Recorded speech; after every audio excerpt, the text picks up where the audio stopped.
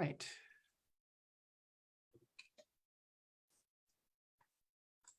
We're going to go live in just 2 seconds. All right. We are live. Oh boy. And let's see how I do highlights. I don't know how to do. All right. I want to welcome everybody here. My name is Father John Pedigo. I am the Director for Advocacy and Community Engagement, and I see that I have my boss here, Greg Kepferly. So I'm going to turn it over to Greg to let him do the agency. Welcome. So, hello everybody. Happy noon, and on behalf of Catholic Charities of Santa Clara County, welcome to our July brown bag lunch conversation. So on racial justice. So really pleased that you're all here joining us and that we're able to share this live stream via Facebook. So thank you, John, and looking forward to a great conversation. Great. Thank you, Greg Kepferly. And Ms. Jay? Welcome, all of you. We're delighted to have you to join us this afternoon for this wonderful program that we continue to distribute every month.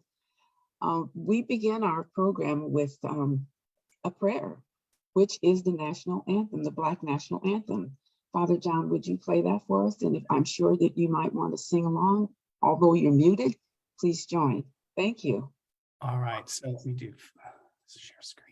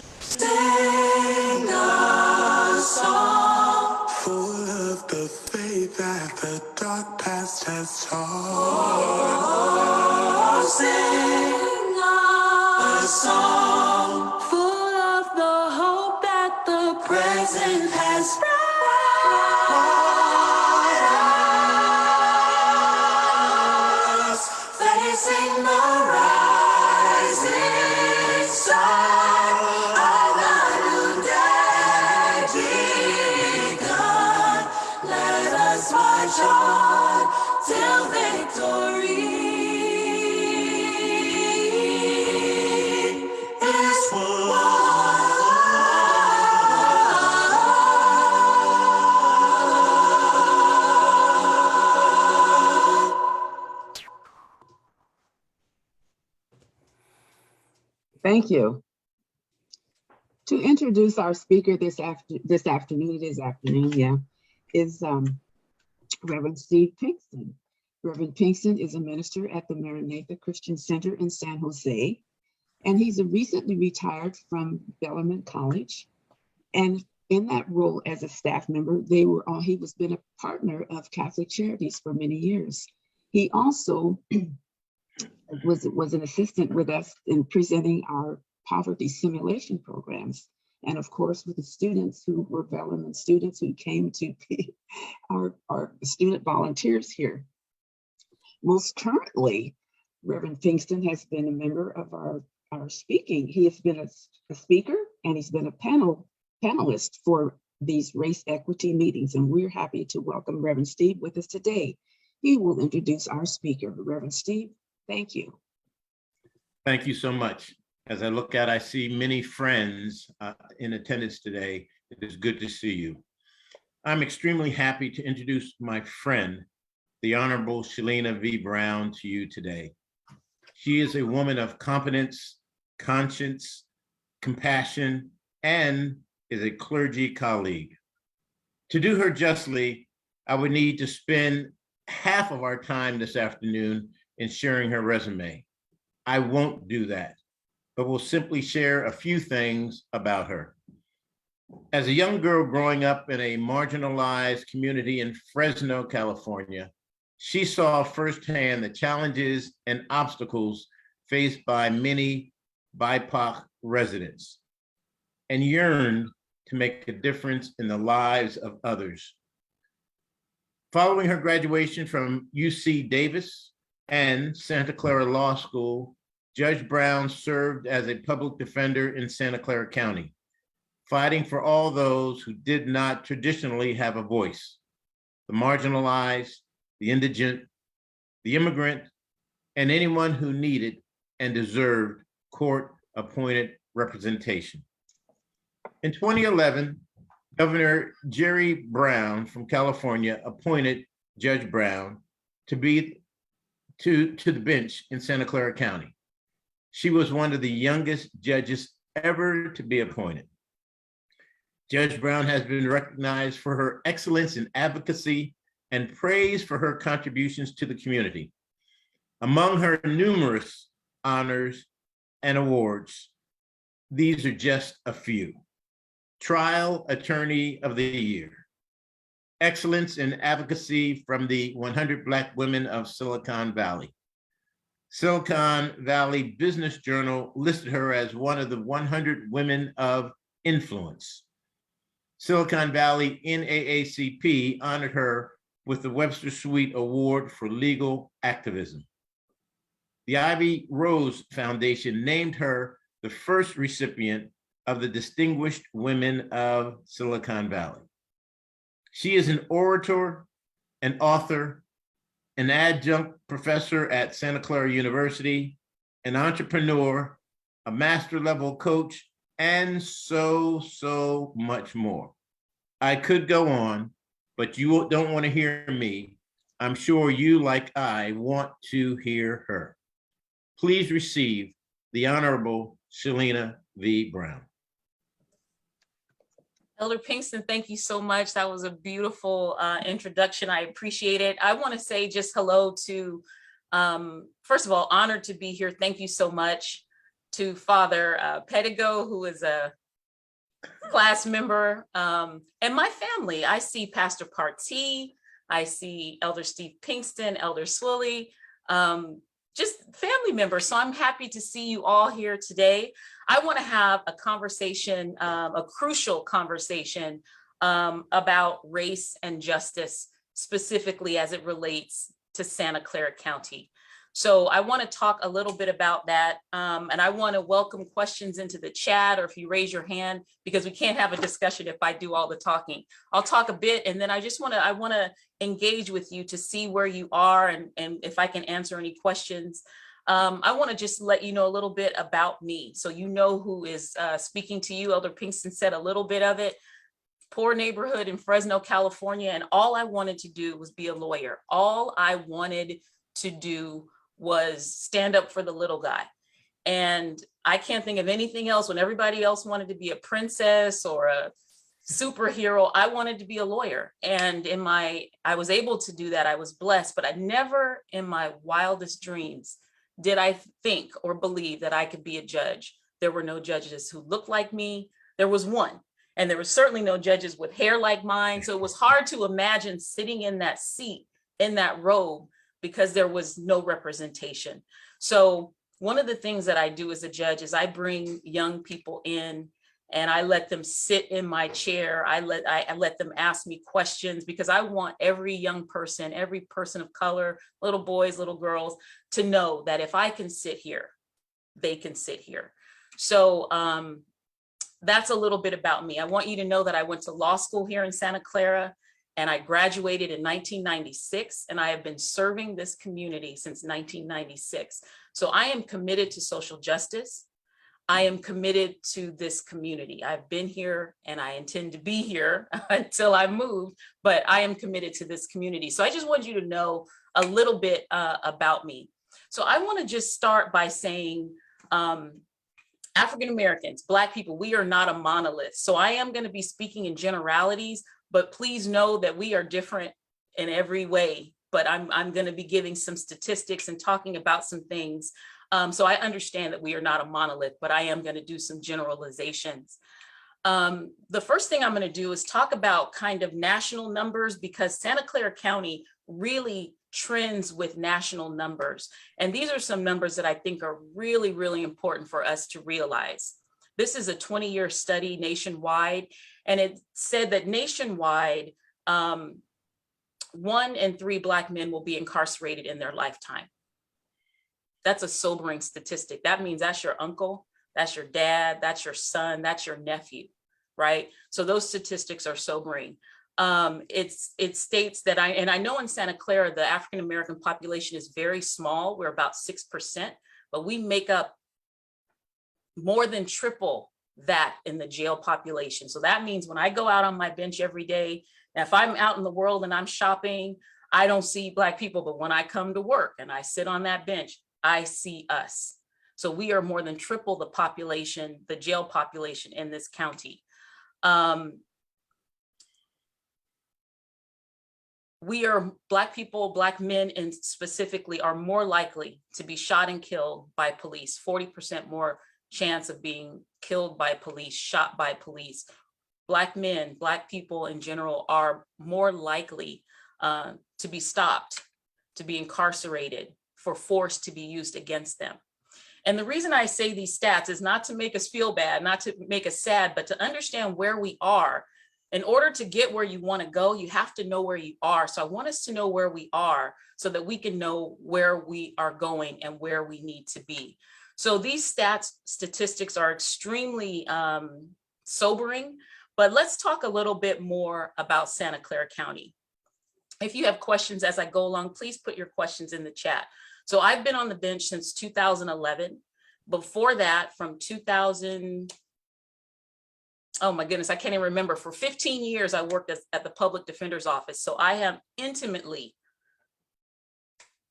involved with the criminal justice system and with the population here in Santa Clara County. And so I think it's very easy to say, to blame one agency for what we see, and that is a disproportionate incarceration of Black people, specifically Black men. And I think it's really easy to say, hey, it's the police. Now we know based on statistics that Black people are more likely to be stopped by police, but it's not simply a police problem. If you're stopped by police and if you're charged with a crime, it is the district attorney's office who charges. So they decide what you're charged with. And statistics and research show us that African Americans charged with the same crime as white folks are often charged as felonies, or often charged more harshly. I'll give you a specific example of this. This is when I worked in Palo Alto, and there were a string of robberies at Stanford University. So there were some white kids who were charged with trespassing. They had gone into some rooms and taken some things. And there were some Black kids who were charged with robbery for going into dorm rooms and taking things. It was the exact same conduct, but the charges were different. Trespass is a misdemeanor. Robbery is a strike offense. That means prison, jail time, felony conviction, consequences of felonies. And this is a slap on the wrist. So as a public defender, I really couldn't say much, but as a judge, you know what I could say? I don't care how you all charge this. You can charge all of these kids as trespasses, or you can charge all of these kids as strike offenses, as robberies, but everybody's getting the same thing. I'm not going to differentiate based on race. And so I'm not sure another judge of another race or experience or background or gender would have caught the difference. But that's why representation is so important, because I caught the difference based simply on looking at the charges and then looking up at the kids who were appearing before me. So it's really, really important that we pay attention to these types of disparities. So who gets charged with what? That's the district attorney's job. It's important that they have representation, that they have training. Now, I'm going to point the finger at my colleagues and myself, because who gets released pre-trial? That's up to the judge. Who gets released is up to the judge. And we know through research that African Americans charged with the same crimes are often less likely to be released. Now, why is that important? If you are in custody when you're charged with a crime and you have to stay in custody, you're missing work because you're in jail. You can't mount a different type of defense. Maybe you have witnesses or investigation or things that you want to do. You can't really do it from inside. And I'll tell you this, as being a public defender, when you go to trial and you're in custody, you're wearing clothes that I got out of the clothes closet, versus if you're out of custody, you can continue to work. You can come to trial in your own clothes. You can bathe, you can shave, you can be presentable. It makes a difference if you have to be in custody or out of custody pre-trial. So that's judges, that's my colleagues and myself, right?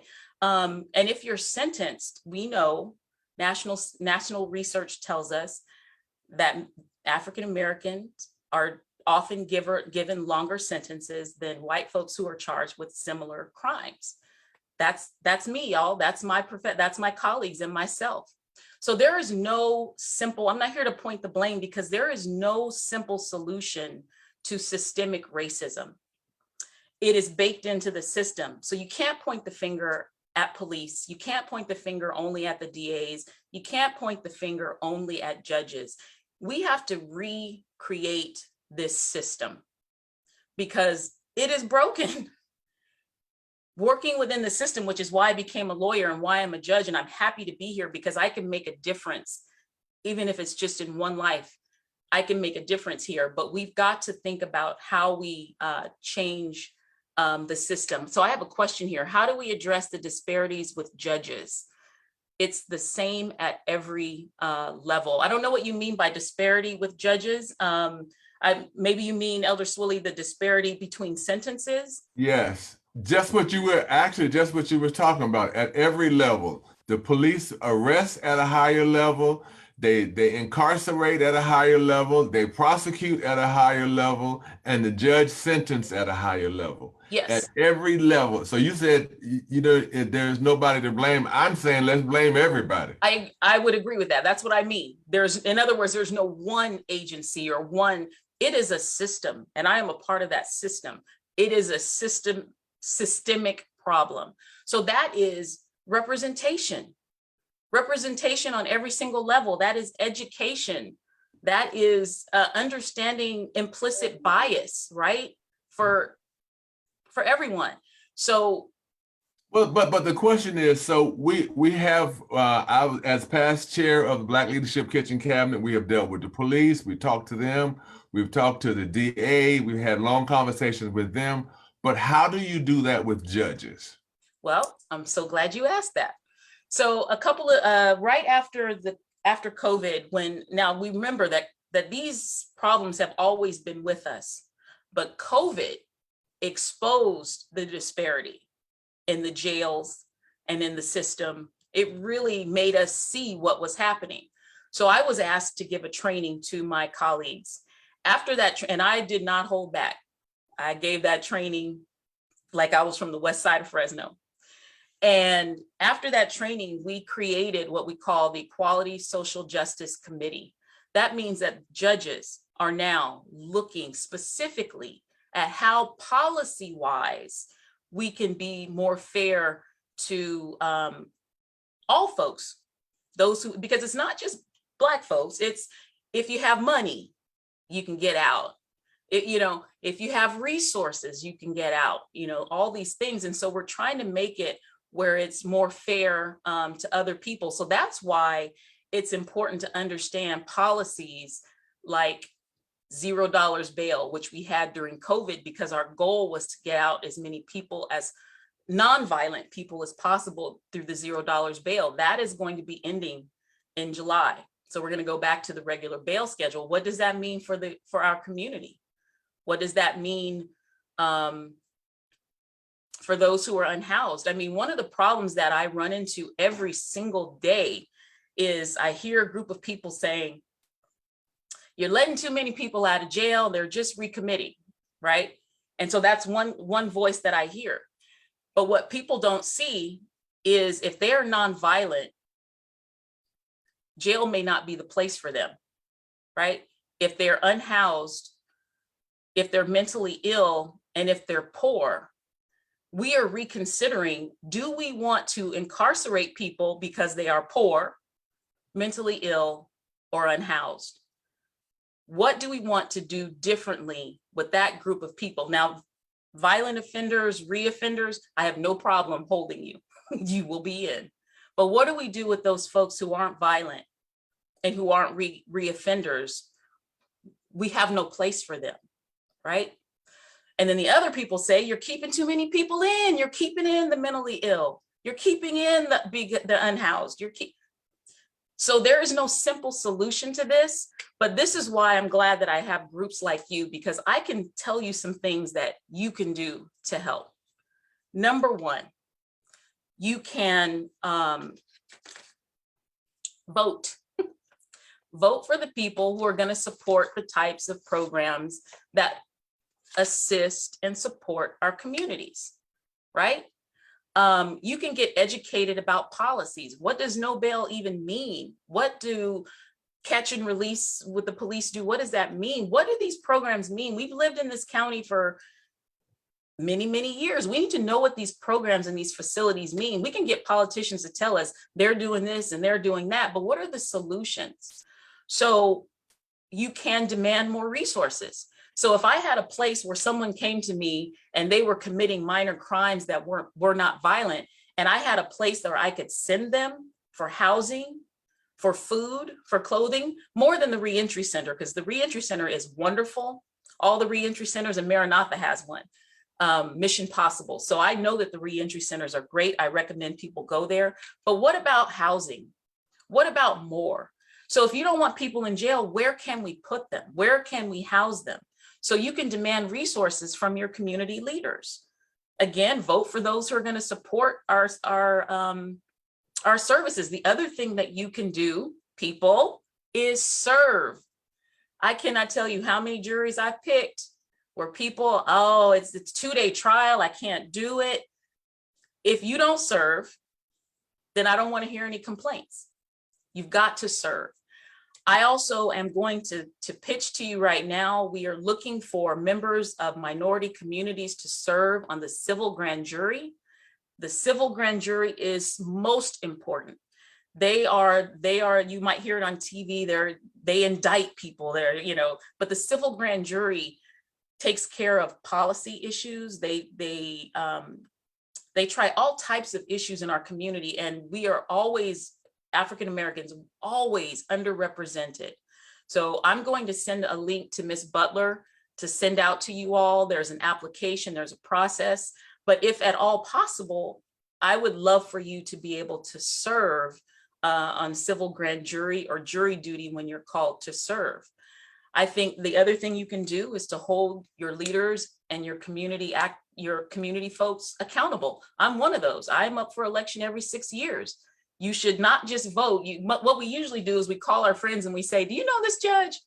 Should I vote for this judge? And you either vote for them or you don't. Do your research. Know what this person, and not just judges, your board of supervisors, your mayor.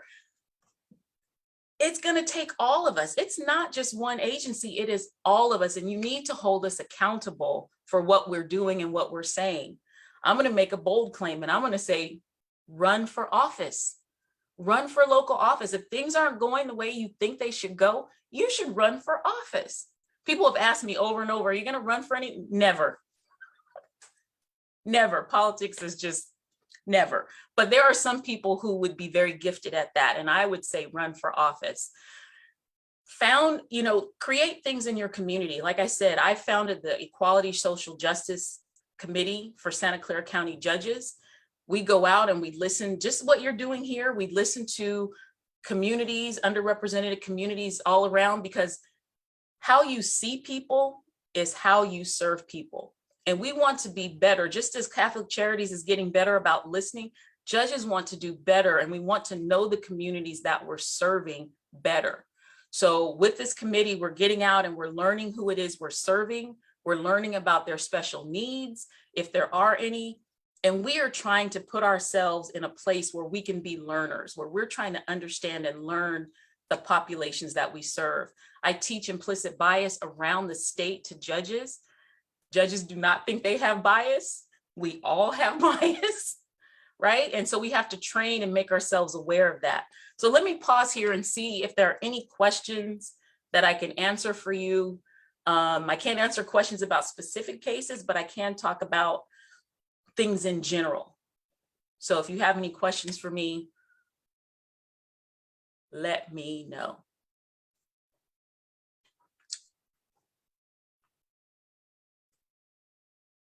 Judge Brown, it's Greg Kepferly. Thank you so much. Very impressed with your presentation and your advice to us. So hopefully we'll be taking your advice. Always listen to a judge when the judge gives you advice. So, as I think about your role and the role of judges in the community, I'm wondering, is there a forum among the judges for, besides addressing the issues of implicit bias, kind of moving that even beyond that in terms of the judges figuring out solutions in terms of addressing whether it's sentencing guidelines or,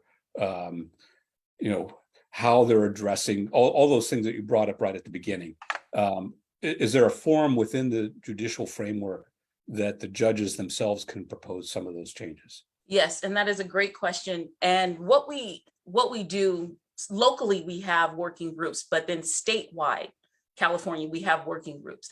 One of the things that we've noticed is that judges can be biased when you see a person's name: Gonzalez, Washington, Mr. Moneybanks, right? It just triggers something about, an implicit bias is just a shortcut that your mind takes to get to an end, right? So you might say, oh, this person is more prone to be violent because of this name. Or if I think this person is a female versus a male, I'm constantly checking myself. Am I doing something because of the name, or because if this person were male, would I make the same decision? So what we've done is we've taken a lot of the identifying information out when it comes to setting bail and things of that nature. I mean, of course, you can see the person in front of you, but when you're initially reading documents, if you have no ethnicity, no race, no gender, and you're just reading the information for a neutral response. So those are some of the practical things that we're trying to do to help us acknowledge and take the bias out of it. I will tell you that being a judge is one, especially now, I would say in the last 5 years, it has gotten so difficult because there is an inextricable knot between poverty and crime and mental illness. And so it's almost hard to pull it apart, because a person may be suffering from a mental health crisis. They are transient. They are not violent, but is this somebody that I want to release? So it's gotten, there's no resources or places for me to put them. Do I hold them? Do I let them go? Am I doing them a favor by letting them go? Because maybe they have no place to go and they'll go out and do the same thing. So I would say the last 5 years have really, really been difficult as far as decision making, because these things, it's not easy. These things are inextricable. They are bound together, and we are charged with making the best decision without reference to race, gender. You know, it's the blind woman with the scales. She's supposed to be blind, and justice is not. I will just tell you, justice is not always blind. It is very difficult for many. So, any other questions? Elizabeth Alvarez has a question. Elizabeth? Hi, thank you. Thank you. And thank you, Judge Brown. So feel privileged to be here and listen. And thank you for Father John for organizing these lovely brown bag lunches. In listening to you and thinking about just everyone, I imagine everyone has a part and a place and something to lift in doing this work, right? And you know, being in the nonprofit sector, I know what part I have to lift, right? And I know how burdensome sometimes systemic challenges that weigh on us in the systems that we deal with every single day, in like programmatic details and bigger, you know, funding issues or things like that. And then the work of direct services, and knowing that part of the reason that nonprofits exist are because of the systems problems that we have. How do you keep hope alive? How do you recharge? How do you keep moving and chugging away? And if you can share some of the highlights that continue to motivate you and feel that it's not in vain, that it's, you know, towards progress. I would love to hear about that. Thank you. Thank you, Elizabeth. That is a great question. First of all, I'm a woman of faith. So without my faith, I don't even know how people do this job without something higher, bigger, greater than themselves. I believe in humanity. People mess up constantly, but humanity, God created humanity. And I do believe that there is good in every person. So I don't care what kind of case I'm hearing. It could be murder. It could be molest. It can be I've seen the ugliest things that you could ever imagine. But what I remind myself of is that this is God's child. What they've done is a different thing, but they in fact are God's child. So I always reframe to that point. And the way that I recharge is before I go out, I take a moment of silence. I always, ground myself to make sure that Shelyna is covered up with that robe. There is a robe of righteousness that we also use, but there is an actual robe that I use to cover up me, so that I'm going out there with the mind of someone who will be just and fair. And so I have my faith practices. I pray, I meditate, I exercise, I keep myself, because if I'm not in a good mood, nobody's in a good mood. No one's having a good day if the judge is not right. So I make sure that I keep myself right. And that is by just remembering we are all God's children. We do ugly things, but we are still God's children. So I try to remember that frame. And I remind myself that I am not there to judge people. I am there to make an assessment of risk based on behavior, but I don't judge people. People get that wrong. We do not judge people. That is not our job. So thank you. Yes, I always ground myself and get myself right before I go out.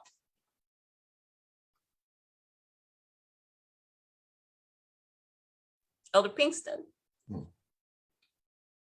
Yes, what you just shared reminds me of something that Brian Stevenson, the creator of the Equal Justice Initiative, said, akin to, we are never as bad as the worst thing that we've ever done. Yep. I've done some things. I've stolen, I've lied. Does that encapsulate the whole total of who I am? No. An observation I want to share. A few years ago, I was in graduate school, and a colleague that would travel up to University of San Francisco with me lived in Willow Glen. And she was sharing that there were some students who knew that one of their classmates and her parents were leaving town, going to Tahoe for a week. And these students broke into this home and they, raided the refrigerator, had sex in the parents' bed, just trashed the house. And when the girl and her family came back in town, she found out through the grapevine who it was that broke into the house. And the police and the court system basically looked at these kids and said, well, you're from good families. That implicit bias, you're from good families. We know your father's a professional and we know your mother does this. Therefore, we're going to give you a slap on the wrist and not send you to juvenile hall.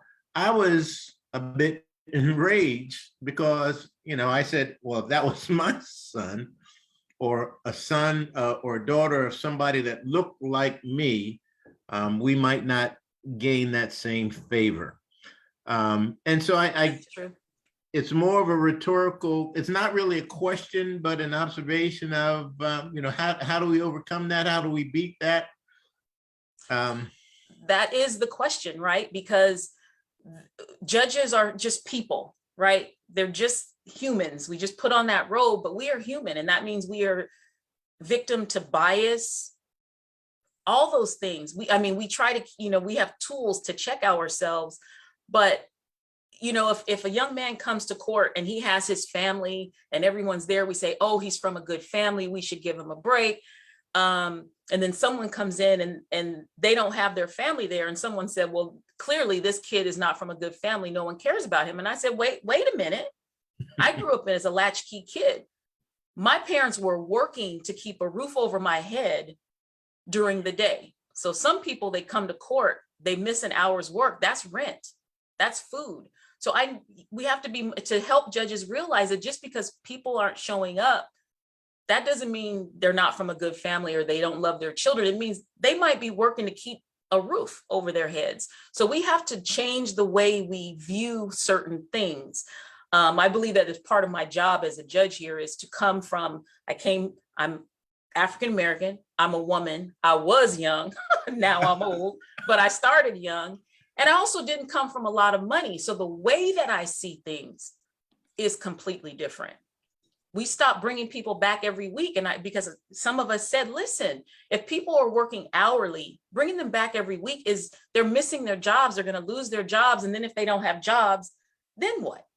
So we're trying to rethink the way we are judging situations and circumstances.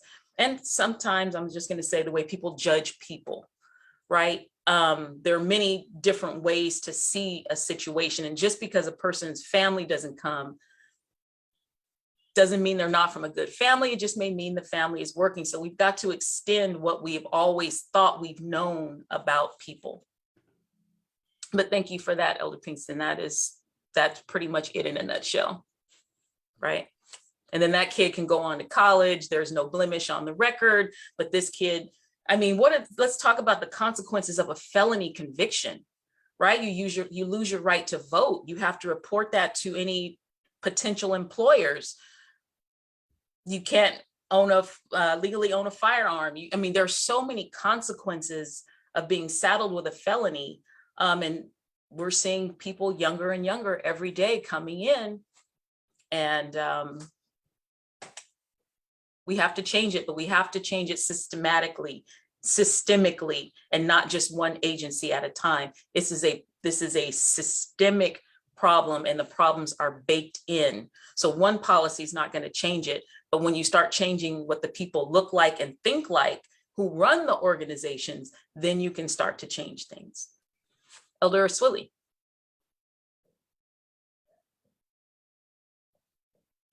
I think John Pettico's hand was up before mine. I'll let it go. No, Ref Strilly, why don't you go first?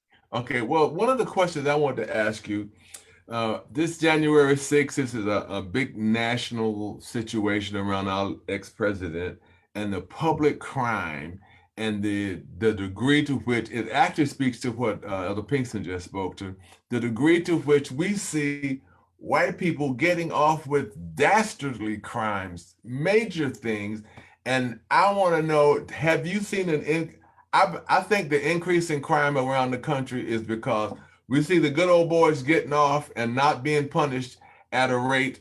And if crime is okay for you, forget this whole judicial system. It's not fair anyway, so I may as well commit crimes. And my question to you is, have you, from your spot, have you seen the effect of this kind of lawlessness from the top echelons of our society? Has that affected what you see in your courtroom? I would say that I have seen a lack of respect for authority all over, a lack of respect for law enforcement. I mean, there was a time that you didn't come to court in your swimsuit or your pajamas. There was just a lack of respect for the court. And that's often, as you can see what's going on nationwide, it trickles down. I've never in my life seen a disrespect for the courthouse. I recently had a brawl in my courtroom. It's different. There is a lack of respect for authority, but I think that's all across the board. But just ignoring subpoenas and stuff, that's like, I've never heard anything like that.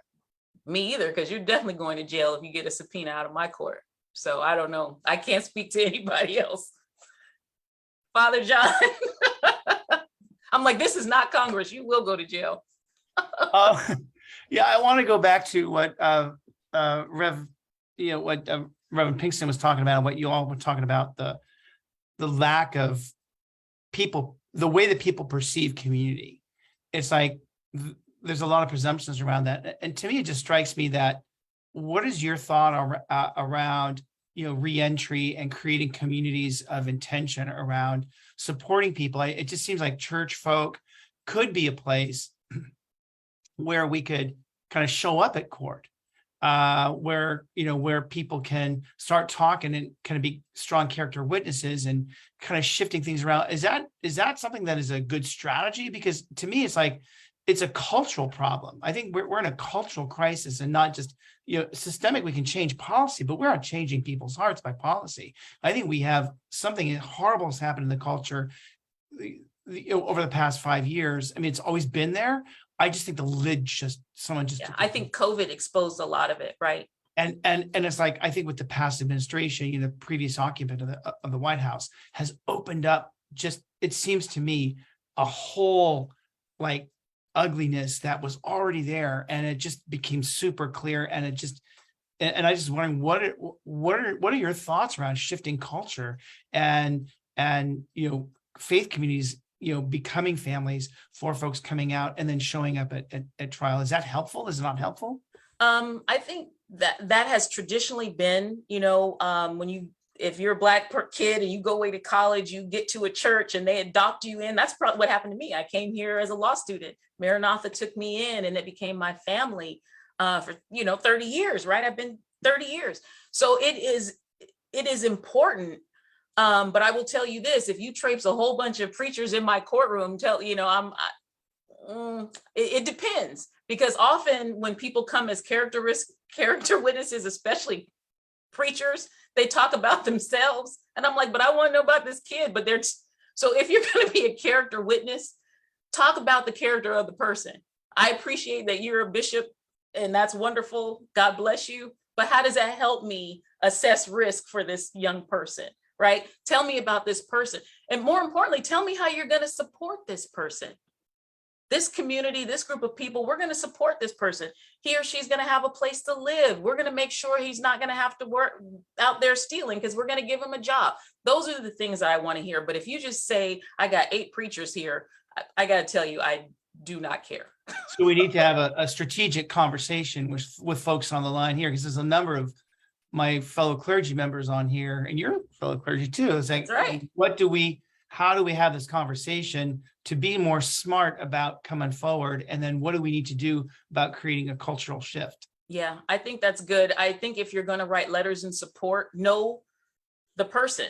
I get letters where it's clear you don't know the person as clergy. Know what the person did. I get letters where it's like they think it's a petty theft. I'm like, this is a homicide. What kind of letter are you writing? So don't support anyone until you know them and that you can really say something meaningful. the culture change, we need it, Father John. I don't know how we affect that, but that's definitely the crisis, right? There used to be the community, especially the Black community, we could come together and support a person, but we are splintered. Santa Clara County African-American community is very, very splintered. We only see each other at church and at the hair salon. That's it. We don't see any, there's no place to congregate. There's no place to show support for one another except on Sundays and on Thursdays at the salon. Elizabeth Alvarez has a question, and she wants to know, is there a real possibility of voting rights for people who have committed a felony? It depends on your legislators. Yes, if you can get and in California, I believe after a certain while you can vote again. I would have to look into the restoration of voting rights, but it depends on who your legislators are. They are the ones who are legislating whether or not felons can vote and win, right? So that's why I say vote. There's no stronger weapon than voting people out who are not serving the communities, right? People who are just there to enrich themselves. Vote them out and get in people who are going to do what needs to be done. And if you don't see any, then that probably means you need to run for office. Just saying. Let's see, Mary Jane has a question. Is there any effort to focus more on white collar crimes, corporate abusers, employment law, landlords, etc., rather than street crimes? I would not know that. That would be up to the district attorney and law enforcement, but based on what I see, no.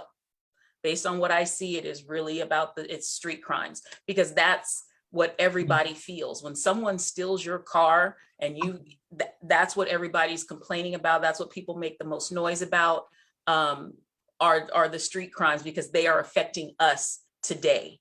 That white collar crime may not affect us today, but you take my car or you break into my house, that affects me today. So the focus is where the voices are, and the voices are on street crimes. I see someone put in about voting rights into the chat.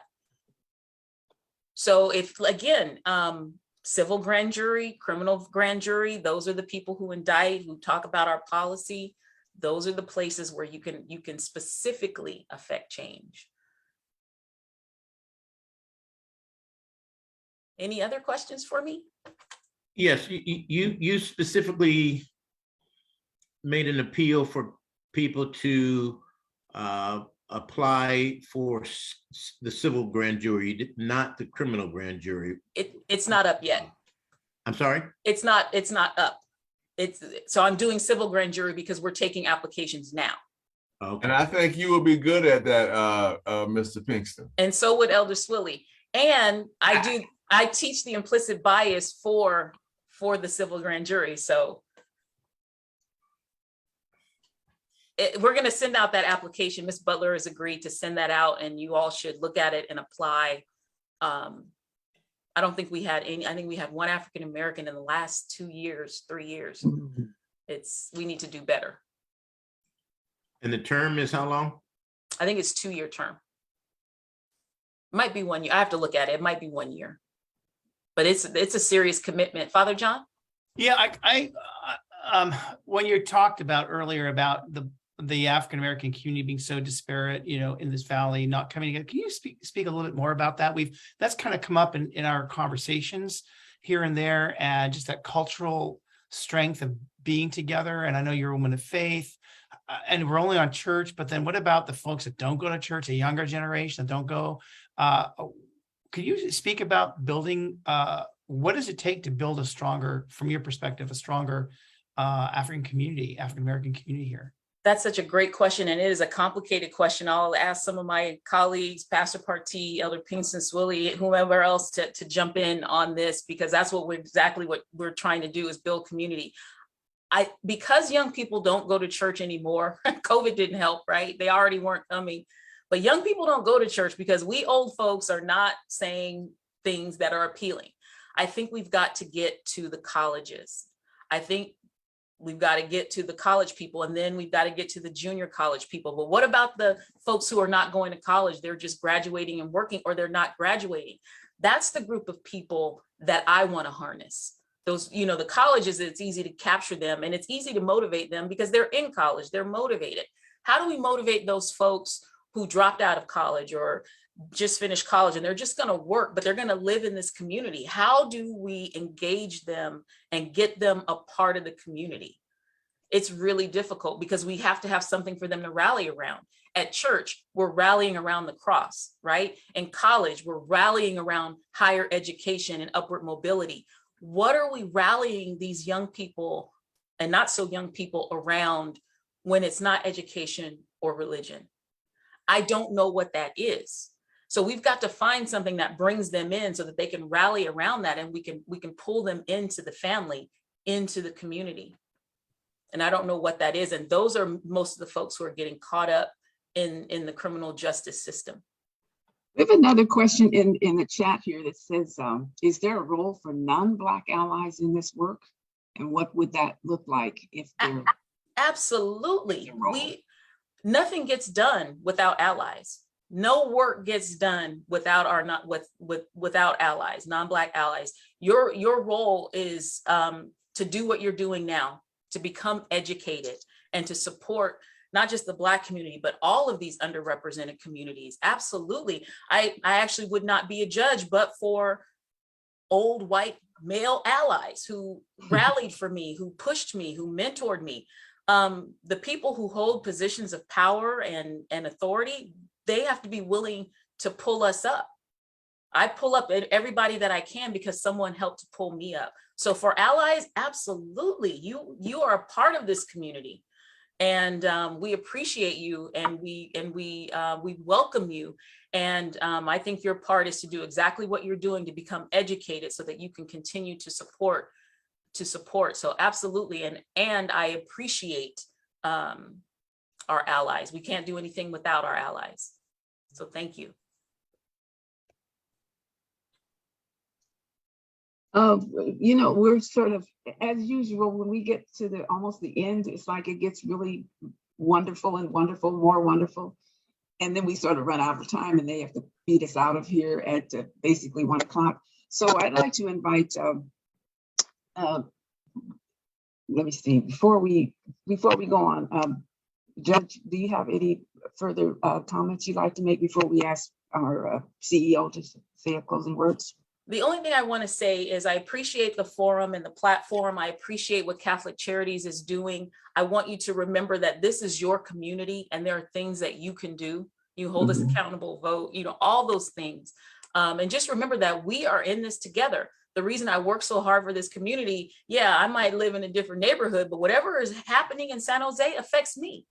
So I want everybody to have a home, food, because if you have that, we all have that. That's what I think people don't get. It's not them and us. It's us.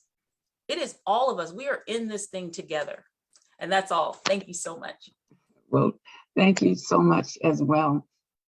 Can we invite our CEO to have a few words before we do our final closing and announce our next speaker coming up?